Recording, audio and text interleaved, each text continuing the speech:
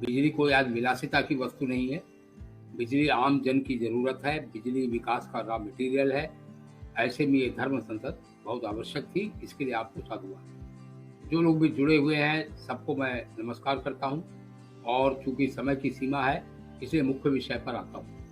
मुख्य विषय यह है कि आज परिदृश्य क्या है देश में बिजली का। बिजली का परिदृश्य देश में जब से तथाकथित सुधारों की बात शुरू हुई है, तब से ही बिजली पर सबकी नज़र है, सबकी दृष्टि है, कुदृष्टि है, बल्कि यह कहना चाहिए कारपोरेट घरानों की खास करके और सरकार की उनके साथ मिली भगत भी है। लेकिन आज के परिदृश्य की जब बात हम करेंगे, तो पैंडेमिक को हम छोड़ नहीं सकते। कोविड महामारी, कोविड-19 की महामारी, यह इसकी पृष्ठभूमि में है और जो 2 डॉक्यूमेंट केंद्र सरकार ने जारी किए हैं, नीति के डॉक्यूमेंट, मैं नीति और नियत दोनों की बात करूंगा बहुत सूत्र रूप में। तो नीति के 2 डॉक्यूमेंट जो जारी हुए हैं, वो दोनों डॉक्यूमेंट इसी पैंडेमिक के बीच में जारी हुए। एक डॉक्यूमेंट 17 अप्रैल को जारी हुआ, 17 अप्रैल 2020 को, इलेक्ट्रिसिटी अमेंडमेंट बिल 2020, और दूसरा डॉक्यूमेंट 20 सितंबर को जारी हुआ, draft for standard bidding document for privatisation of electricity, बिजली के निजीकरण की। तो नियत खराब है, नीति तो खराब है ही। नियत इसलिए खराब है क्योंकि दोनों डॉक्यूमेंट तब जारी हुए हैं जब पैंडेमिक है, लोग कोई मोबिलाइजेशन नहीं कर सकते, आपस में विचार विमर्श नहीं कर सकते, विभिन्न राज्यों का दौरा करके और बिजली के कामगारों की भी और उपभोक्ताओं की भी उनकी राय नहीं ली जा सकती। मैं एक एक करके बताऊं जो इन डॉक्यूमेंट्स में है। सबसे पहली बात तो मैं यह कहना चाहूँगा, इलेक्ट्रिसिटी एक्ट 2003 जब आया है, उसी समय से नीतियाँ ऐसी हो गई हैं जिसके कारण से बिजली के क्षेत्र में संकट खड़ा हुआ है।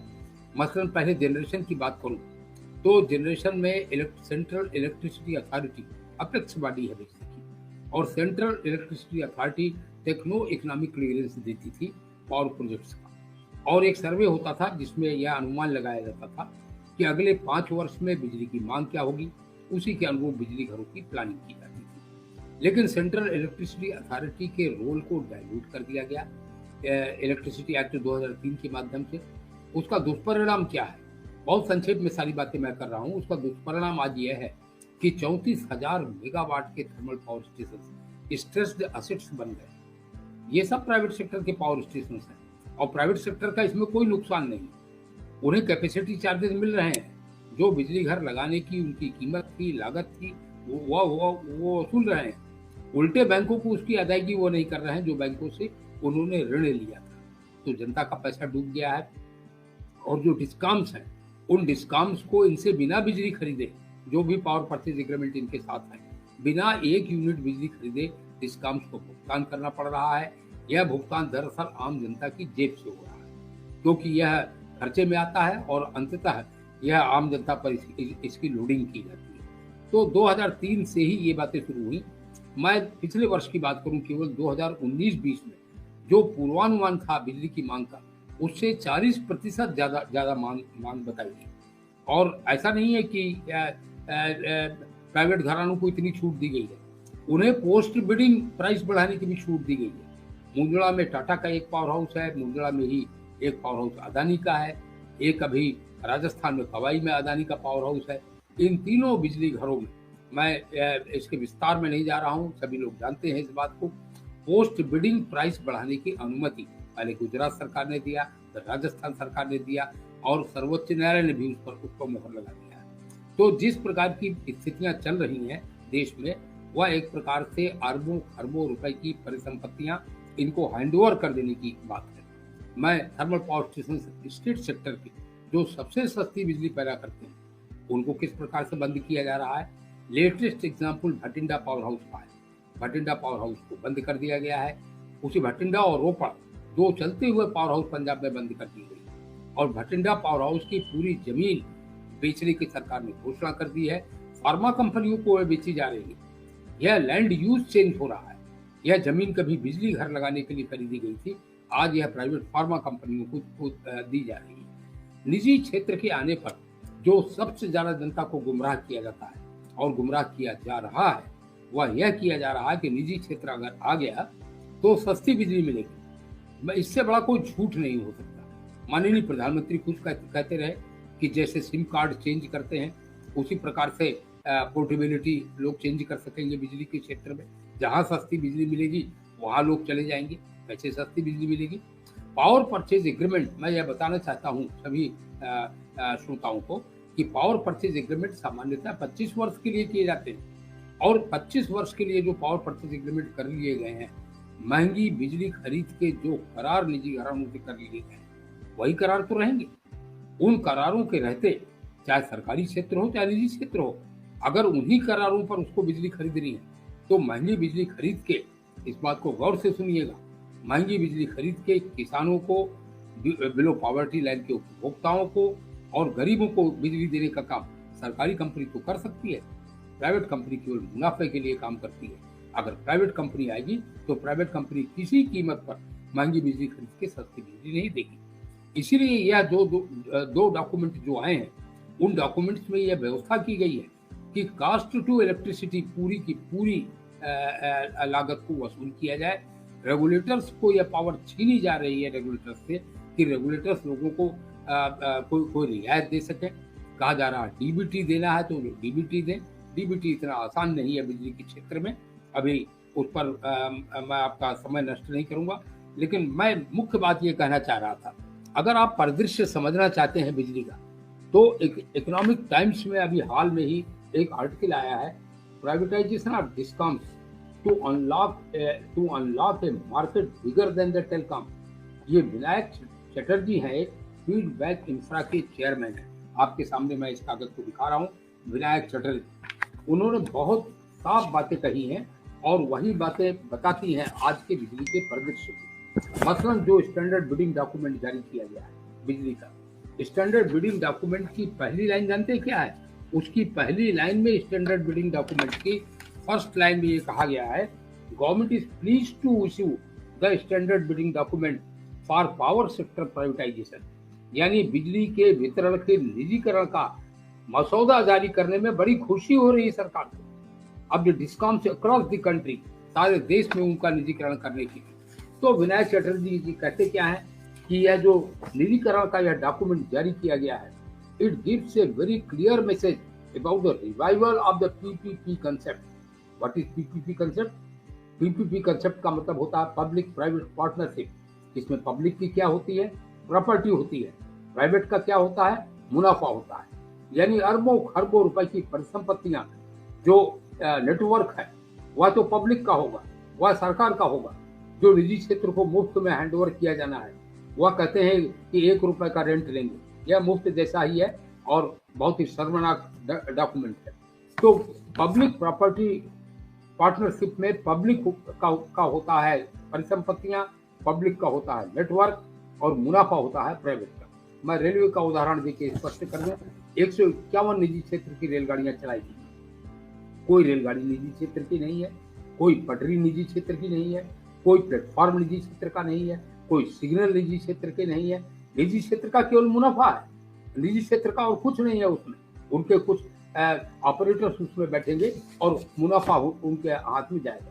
The government has issued a document for privatisation of distribution and it is important to grasp the enormity of this step as well as the positivity of the concept. सबसे खतरनाक बात इस डॉक्यूमेंट में नीति में क्या कहा गया है? नीति है, डॉक्यूमेंट मतलब नीति।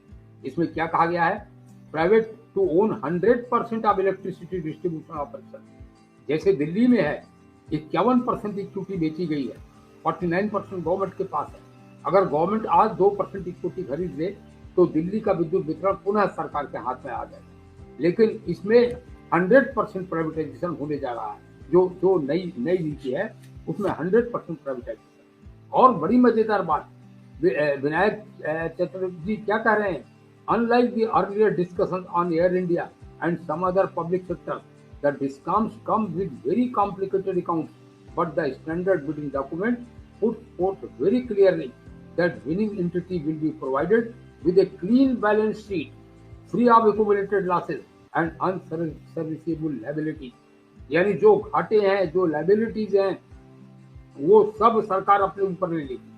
मुफ्त में नेटवर्क भी देगी, लाइबिलिटीज भी सब ले लेगी। क्लीन स्लेट इनको देगी प्राइवेट कंपनी को। इससे खतरनाक यह नीति ही बता रही है कि सरकार की नीयत खराब है। अब बिजली कर्मियों का क्या होगा, वह भी इसी डॉक्यूमेंट में लिखा हुआ है। और फीडबैक वेंचर्स कहता है कि remember most of the time when the private sector is allowed to enter an area dominated by the government it comes up against the baggage of overstaffing and people. Baggage of overstaffing यानी कर्मचारियों को baggage की संज्ञा दी जा रही है। यह एक प्रकार से सरकार के प्रवक्ता है वह बोल रहे हैं, बैगेज की संज्ञा कर्मचारियों को दी जा रही है।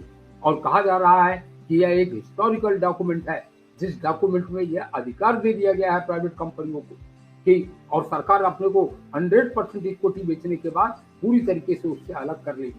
कर्मचारियों का भविष्य निजी क्षेत्र के हाथ होगा। टाटा ने यह भविष्य दिखा दिया है उड़ीसा में। उड़ीसा में अभी तो 100% उनके पास नहीं गया है, 51% गया है। लेकिन टाटा ने रेगुलेटरी कमीशन को जो सेसु को उसने टेक ओवर किया है, साफ शब्दों में लिख के दे दिया है कि जिनको हमारी शर्तों पर काम करना है वह लोग काम करें, और जिनको हमारी शर्त पर नहीं काम करना है, दिल्ली में भी टाटा ने यह किया। It is a vast new market and would mark a major milestone in the economic history of this country. एक बाजार की तरह बिजली को देखा जा रहा है। तो जो आप पूछ रहे हैं कि क्या वर्तमान परिदृश्य है, तो वर्तमान परिदृश्य आपके सामने है, और इसका मुनाफे से और नुकसान से कुछ लेना देना नहीं। अभी 2 दिन पहले मैं चंडीगढ़ में था। चंडीगढ़ के प्राइवेटाइजेशन का ऐलान कर दिया गया है। यह भी बड़ी अजीब सी बात है। सरकार की नीयत क्यों खराब है? नीति तो खराब है ही, नीयत क्यों खराब है? क्योंकि सरकार ने जो 2 डॉक्यूमेंट जारी किए, एक 17 अप्रैल को, एक 20 सितंबर को, यह दोनों डॉक्यूमेंट अभी ड्राफ्ट हैं। यह बिल भी नहीं बने हैं, अभी कानून नहीं बने हैं। लेकिन इनके बिना कानून बने और दोनों डॉक्यूमेंट में जहां भी प्राइवेटाइजेशन की बात लिखी है, बार बार लिखा गया है स्टेट ऑब्लिक यूनियन टेरिटरी। फिर 13 मई को भारत की वित्त मंत्री निर्मला सीतारमण ने यूनियन टेरिटरीज के निजीकरण की घोषणा कैसे कर दी, और न केवल घोषणा कर दी, यूनियन टेरिटरीज का निजीकरण चल रहा है, उसकी प्रक्रिया तेजी से चल रही है। और यह डॉक्यूमेंट मैं आपको दिखा रहा हूँ, यहाँ का चंडीगढ़ का डॉक्यूमेंट दिखा रहा हूँ, यह कागज आपको दिखा रहा हूँ, मैं पढ़ के बता दे रहा हूँ। इसमें final closing gap oblique surplus लिखा हुआ है।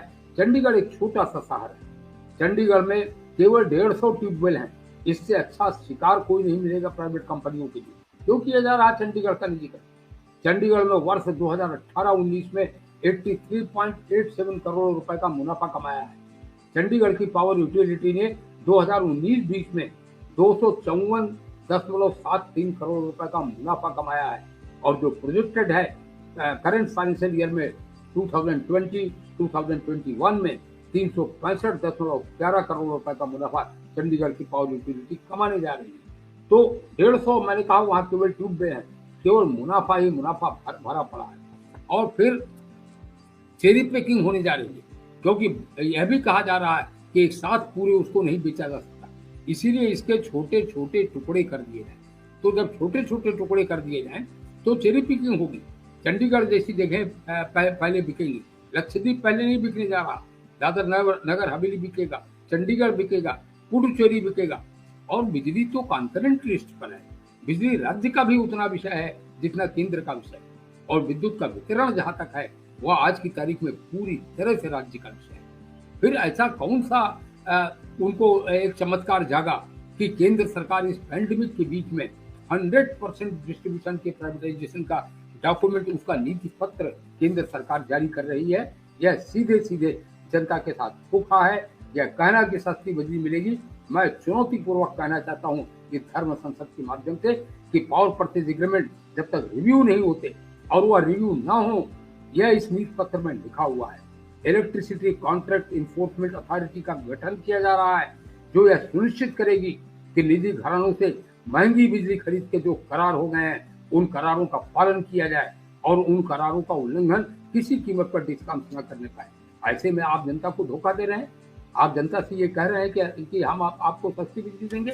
मैं समझता हूँ समय की बाध्यता है, इसलिए मैं कुछ प्रश्न इसका आज के सत्र का एक प्रकार से मैं जो आने वाले 23 राज्यों के प्रतिनिधि बहुत ही विद्वान वक्ता आगे बोलने वाले हैं, मैं सबके लिए एक पृष्ठभूमि के तौर पर कुछ बातें कहना चाहता था, और उन कुछ बातों को एक पृष्ठभूमि के तौर पर मैंने आपके सामने रखा है। सार्वजनिक क्षेत्र की त्रासदी क्या है? मैं 1 मिनट में अपनी बात समाप्त कर रहा हूँ, ओनली 1 मिनट। सार्वजनिक क्षेत्र की त्रासदी क्या है? सार्वजनिक क्षेत्र की त्रासदी मैं दुष्यंत कुमार की चंद पंक्तियों के साथ उजागर करूंगा। चमन को सींचने में पत्तियां कुछ झड़ गई होंगी, यही इल्जाम मुझ पर लग रहा है बेवफाई का। मगर कलियों को जिसने रौंद डाला अपने हाथों से, अरबों की परिसंपत्तियां कौड़ियों में बेच रहे हैं, मगर कलियों को जिसने रौंद डाला अपने हाथों से, वही कर रहे हैं दावा चमन की रहनुमाई का। तो 4 सवाल 5 सवाल केवल मैं पढ़ दे रहा हूँ।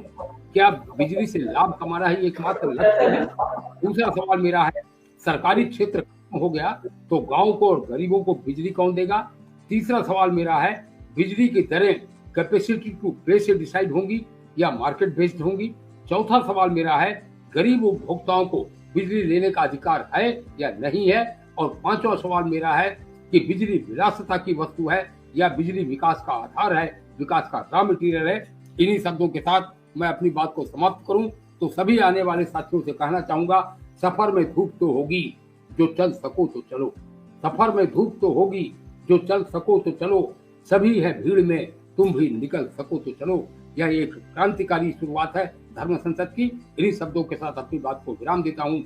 इनकलाब जिंदाबाद, जिंदाबाद, जिंदाबाद।